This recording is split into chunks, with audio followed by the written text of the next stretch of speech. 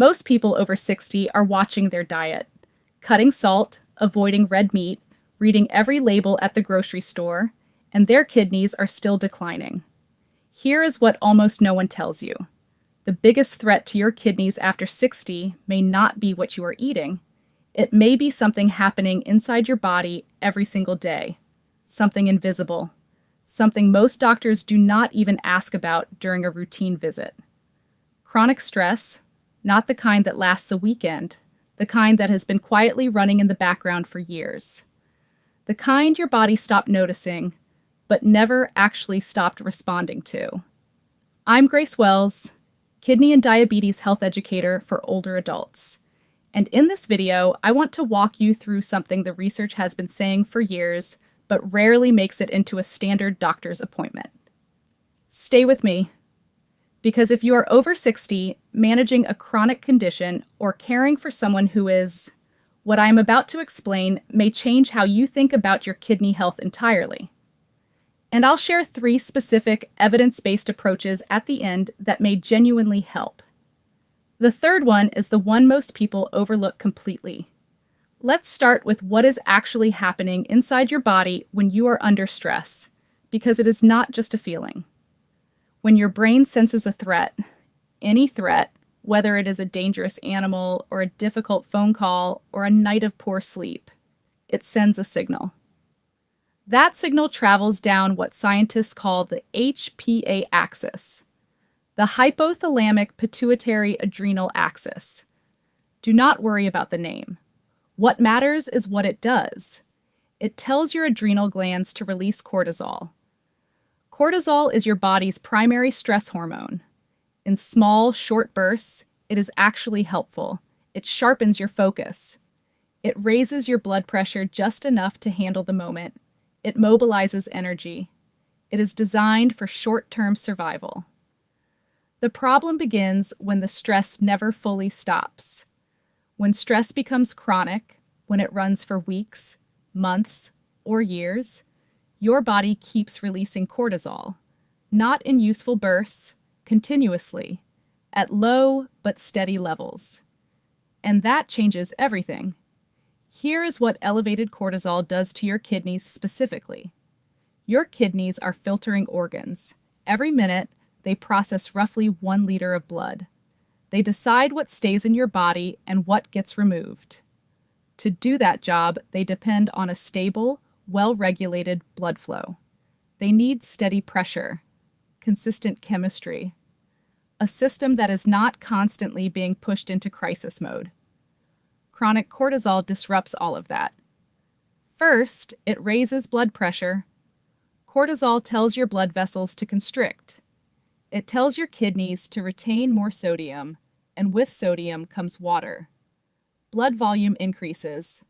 Pressure inside the tiny filtering vessels of the kidney, called the glomeruli, goes up.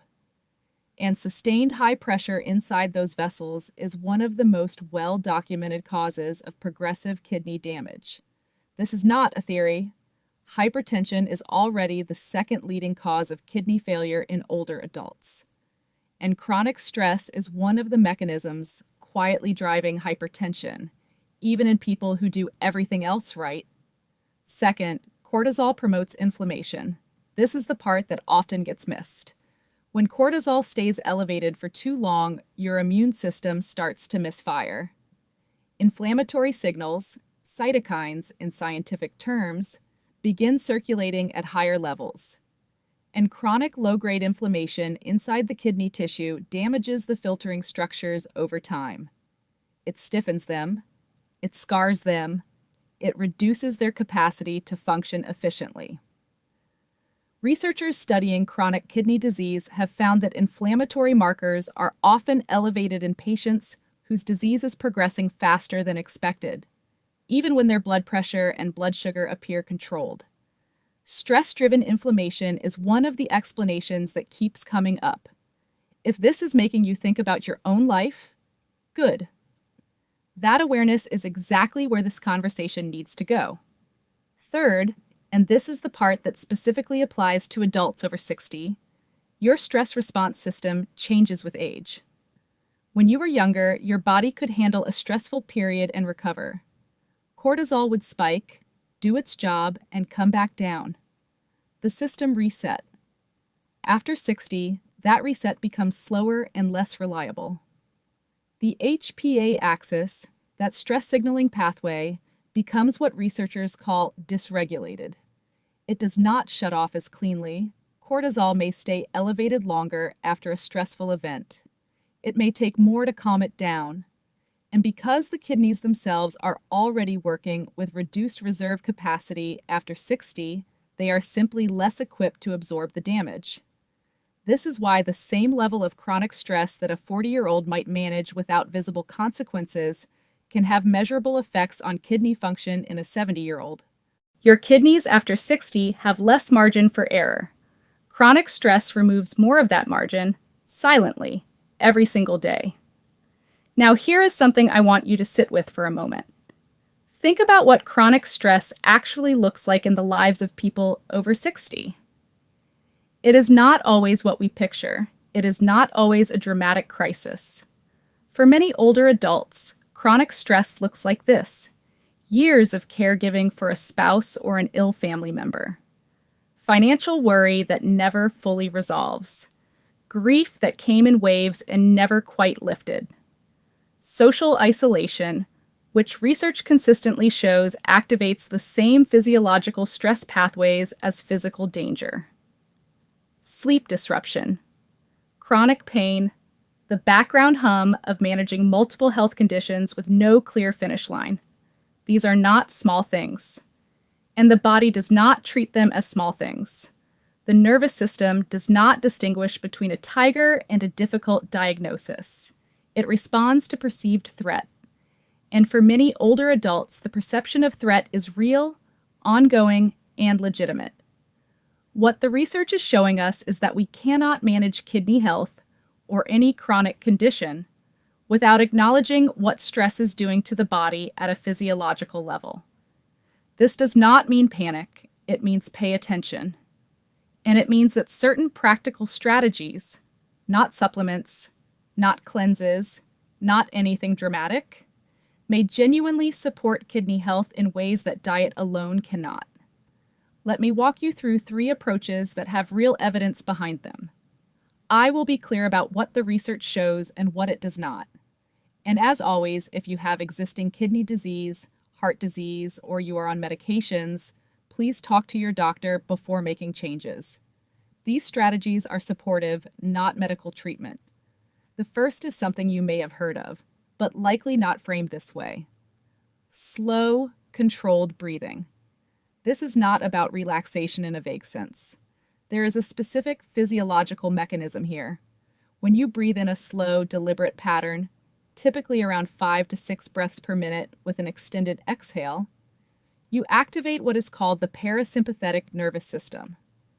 This is the branch of your nervous system responsible for calming the body down. It directly counteracts the HPA axis stress response.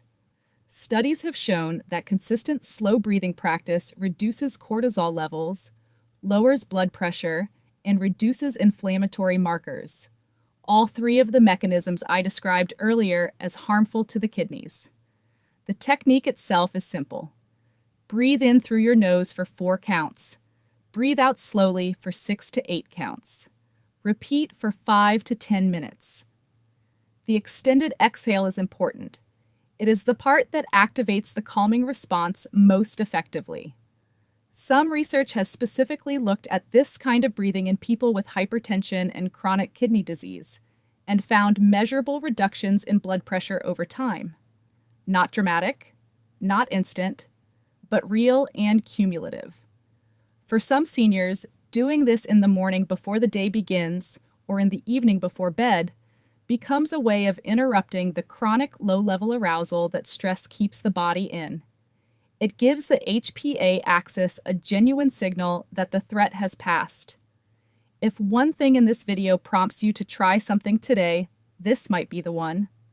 The second approach involves sleep, and I want to be more specific than just saying sleep more. Chronic stress and poor sleep are not separate problems. They feed each other. Cortisol rises when you do not sleep. Poor sleep raises cortisol. And elevated cortisol at night disrupts the deepest stages of sleep, the stages where most of your body's repair processes happen, including in the kidneys. Your kidneys actually do a significant portion of their regulatory work at night. Blood pressure naturally drops during deep sleep, a phenomenon called nocturnal dipping.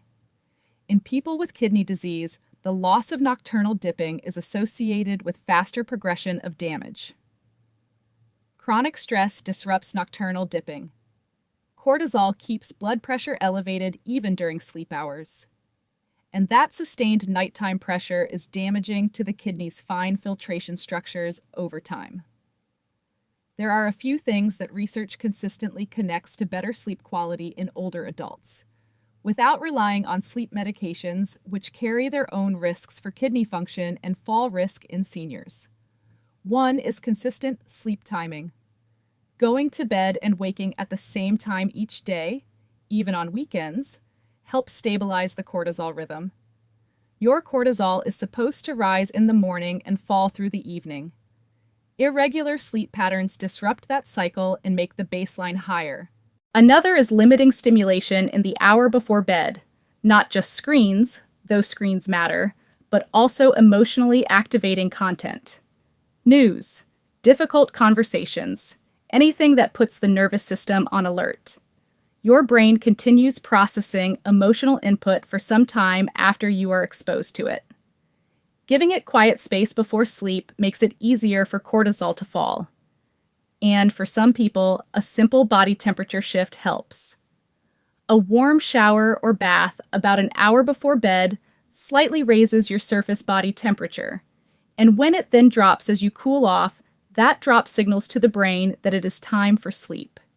It is a small thing, but it has real support in sleep research.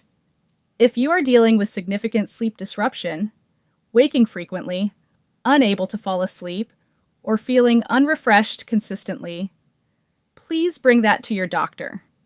It may point to something like sleep apnea, which has its own direct connection to kidney health and is very treatable. Now, the third approach, and this is the one I mentioned at the beginning that most people skip entirely: social connection. I know that may sound surprising, but this is not a soft suggestion. The physiology is real. Loneliness and social isolation activate the same biological stress pathways as physical threat. Multiple large studies, including long-term research specifically in older adult populations, have found that chronic loneliness raises cortisol, raises inflammatory markers, and is independently associated with worse outcomes in chronic disease, including kidney disease. The research is specific enough now that some scientists refer to social isolation as a chronic physiological stressor, in the same category as sleep deprivation or caloric restriction in terms of its biological impact. For adults over 60, social connection often requires more intentional effort than it did earlier in life. Retirement, mobility changes, loss of close friends or a spouse, geographic distance from family. These are real barriers, and they matter, but even small, regular social contact appears to have measurable biological effects. Not just emotionally, biologically. Brief, genuine interaction, a conversation, a shared meal, a regular call with someone who matters to you, activates oxytocin pathways that directly counter the cortisol response. One study found that older adults with regular, meaningful social interaction showed lower levels of the inflammatory markers associated with kidney damage compared to socially isolated adults, even after controlling for diet, physical activity, and medical history. If you have been withdrawing because of pain, because of grief, because the world became smaller after a health challenge, that withdrawal may be affecting your kidney health in ways that no dietary change will fully address. This is not about forcing cheerfulness. It is about recognizing that human connection is not a luxury. For older adults managing chronic illness, it may be one of the most underestimated pieces of the health picture. If any of this resonated with your own experience, I would genuinely like to hear from you. Many of the people watching this channel are dealing with exactly these things: caregiving, grief, isolation, years of health stress with no clear end in sight. Your story may help someone else realize they are not the only one carrying this. Leave a comment if you are willing to share.